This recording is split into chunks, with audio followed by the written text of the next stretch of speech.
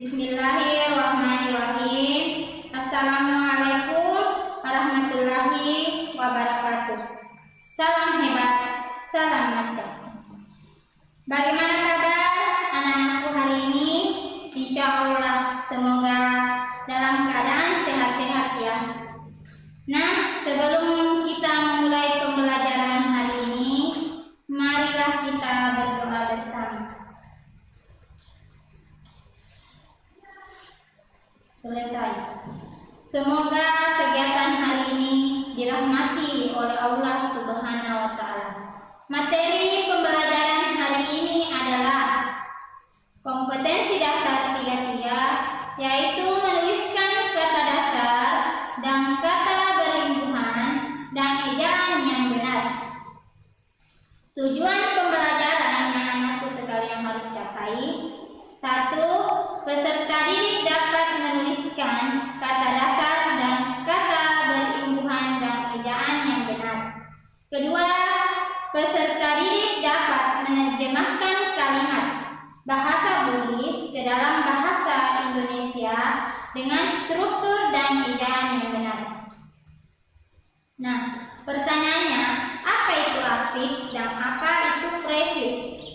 Afiks atau imbuhan ialah bentuk linguistik yang di dalam suatu kata merupakan unsur langsung yang bukan kata dan bukan pula morfem asal, tetapi memiliki kesanggupan melekat pada bentuk-bentuk lain untuk membentuk suatu kata. Nah, contoh bentuk asal atau bentuk dasar yaitu duta, berarti lamar, dan lupa, lompat, dapat menjadi maduta. Nah, duta dapat menjadi maduta, dan lain arti lagi yaitu melamar. Tadi duta adalah lamar, maduta melamar. Kalau adutan adalah pelamaran. Nah, dan lupeki, melompat, berarti dia melompat. Nah, bentuk maduta terdiri atas morfem terikat mak duta, mak, dan morfem asal duta. Nah, demikian juga bentuk adutan dan lupeki, masing-masing terdiri dari morfem terikat ang dan morfem bebas duta serta morfem bebas lupe dan morfem yang terikat dengan imbuhan i. Nah, prefiks. Apa itu prefiks? Yaitu awalan. Tadi afiks adalah imbuhan. Nah, berarti prefiks itu adalah awalan. Prefiks ma, awalan ma, yaitu ada dua macam. Yaitu prefiks ma yang tidak dipengaruhi oleh kondisi fonologis atau tidak mengalami perubahan bentuk, dan prefiks ma yang dipengaruhi oleh kondisi fonologis atau mengalami perubahan bentuk. Nah, ada kalimat atau kata yang bisa merubah suatu kata atau kalimat dari kata ma. Nah, contohnya, ini adalah salah satu contoh prefiks ma yang tidak dipengaruhi oleh kondisi fonologis. Nah, putih tetap menjadi putih. Biar ditambah kata awalan ma, berarti tetap dengan artian putih. Ma putih berarti tetap putih. Nah, lotong adalah artinya adalah hitam. Kalau ditambah dengan awalan ma, berarti tetap artinya tetap hitam. Malotong. Sama dengan mapue tetap terbelah. Ya, itu adalah salah satu bentuk yang tidak dipengaruhi oleh kondisi fonologis atau tidak berubah dalam artiannya. Tetap sama dengan artian yang kita sama dengan artiannya dengan tidak berubah dengan kondisi yang dipengaruhi oleh fonologis. Itu salah satu contoh prefiks ma yang tidak dipengaruhi ya. Semoga anakku sekalian sudah mengerti dengan ini.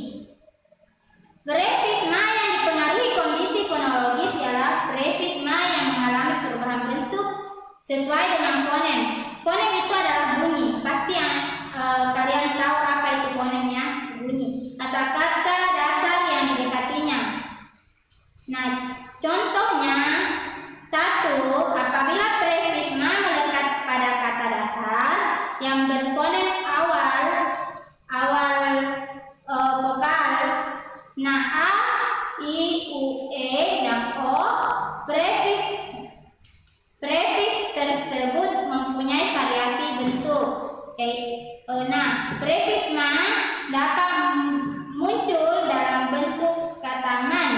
Tadi itu contoh ma, ini lagi man yang bervariasi dengan mat apabila melekat pada kata asal yang berfonem awal. Nah, contohnya ate, ata. Nah, kalau ditambah man berarti mengata. Lain arti dari kalimatnya kalau dibikin dalam satu kalimat beda ya, atap sama mengata. Nah, ini Indo, ibu. Main Indo, mengibu. Jadi kalau dijadikan lain kalimat itu beda kalimatnya, dalam sama katanya tetap ibu, tapi kalau menjadi mengibu pasti beda kalimatnya ya. Nah, beli, mengeli, membeli. Nah, pasti kalian tahu karena ini adalah kata yang sering kita gunakan dalam kehidupan sehari-hari. Nah, prefix ma mengalami persandian apabila didekatkan pada bentuk dasar yang berfonem awal vokal a, i, u, e, o. Nah, ala, ambil, mala, mengambil. Ele, pagi, maele, pagi-pagi. Kalau ditambah awalan kata maele. Kalau ele, pagi, maele berarti pagi-pagi. Eli, beli, mangeli, membeli berarti itu beda kata ambil dengan mengambil. Nah, kalau beli memperoleh sesuatu melalui penukaran atau pembayaran dengan uang. Nah, misalkan contohnya Indo lau meli berek di pasar berarti Indo itu pergi membeli sesuatu di pasar. Nah, kalau membeli yaitu berbelanja banyak atau berbagai barang di pasar atau di toko tersebut. Nah, prefix ma dapat muncul dalam bentuk man apabila diletakkan pada asal yang berfonem awal a, i, u, e, o. Ingat awal a, i, u, e, o. Nah, contohnya kan kalau angkat, jadi kalau ditambah kata awalan mar dalam bentuk mar berarti maraka, yaitu artinya mengangkat, mengangkat dari akak maraka. Nah, itu adalah kegiatan atau ucapan yang kita sebut dalam kehidupan sehari-hari. Nah, lau minta, kalau lau berarti kita meminta sesuatu. Nah, itu adalah kata yang ditambah dalam mar, awalan mar. Nah, apabila dilekatkan pada bentuk dasar yang berfonem awal konsonan B, C, D, G, D, K, L, M, N, P, S, dan T. Nah, baca berarti itu ada kata baca tambah, kalau ditambah baca dan membaca. Nah, itu cuma awalannya yang berbeda. Dare kebun, dare berkebun. Itu yang membedakan adalah kata awalannya mak. Nah, kalau dihilangkan mak tetap dengan baca, dare tetap kebun. Itu adalah salah satu contoh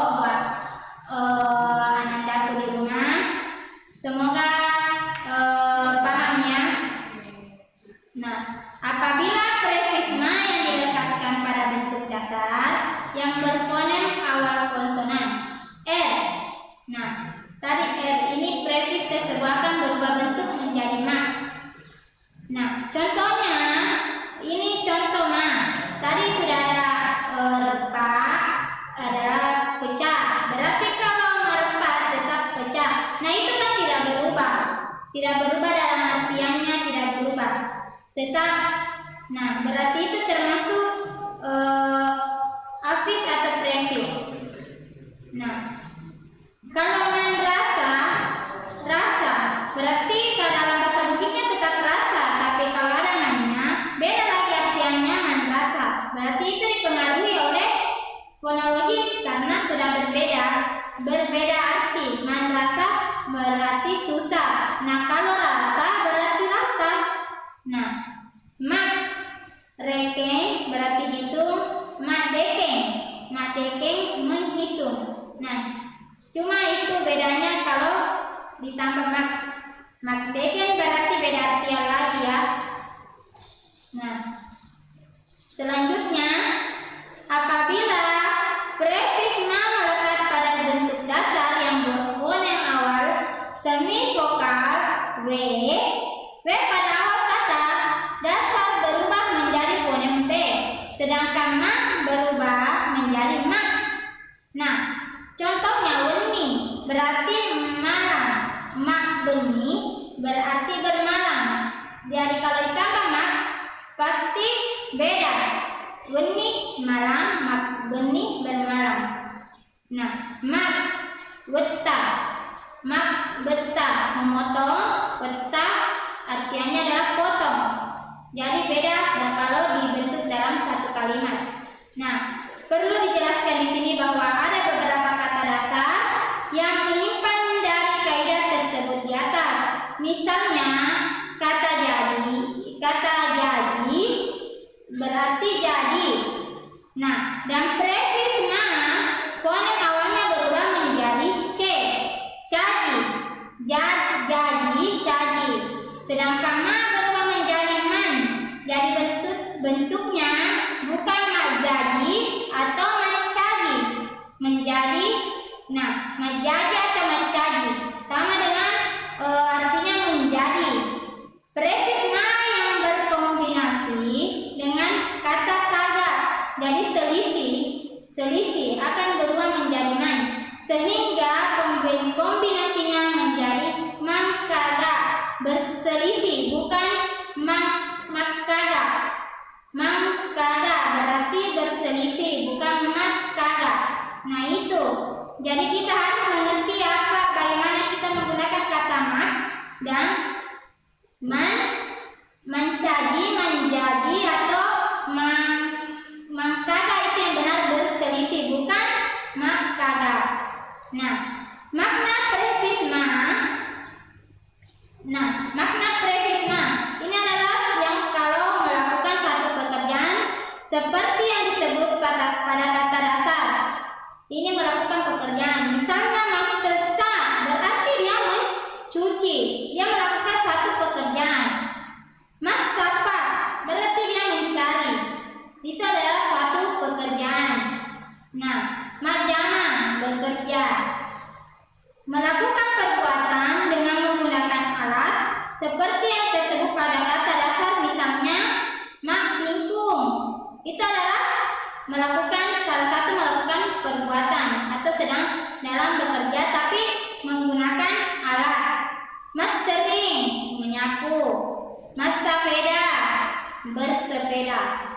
Menyatakan sesuatu yang disebutkan dalam bentuk dasar, misalnya macincing berarti memakai cincin. Nah, itu adalah salah satu contoh yang disebutkan dalam bentuk kata dasar, menyatakan sesuatu, foto berarti dia memakai gelang.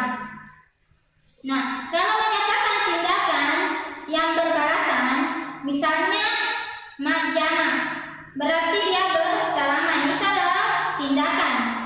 Nah, itu adalah salah satu tindakan yang biasa kita jumpai sehari-hari. Nah, menyatakan intensitas, misalnya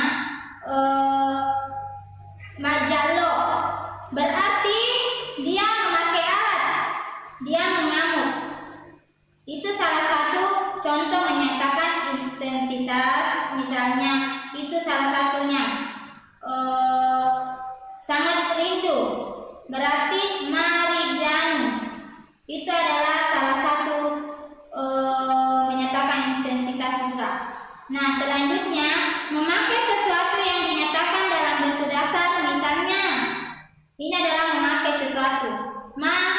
Putu itu adalah membuat putu, berarti membuat kue ya, membuat putu. Nah, barongko berarti membuat kue juga. Bepa itu membuat kue.